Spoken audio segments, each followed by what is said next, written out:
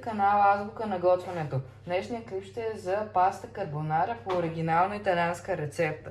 Продуктите за рецептата са 450 грама паста, 100 грама пармезан, 300 грама бекон, 2 жълтъка и 200 мл сметана.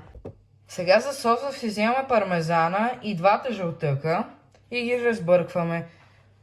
Слагаме пармезана на прах или рандосан и слагаме яйцата.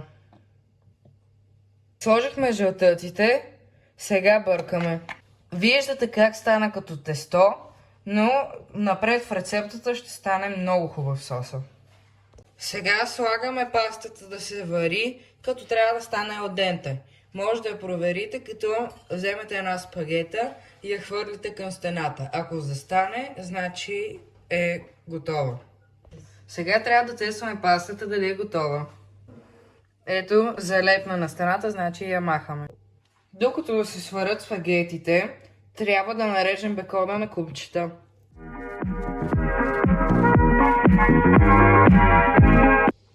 Нарязахме бекона, трябва да изглежда точно така. Сега чакаме спагетите и продължаваме напред.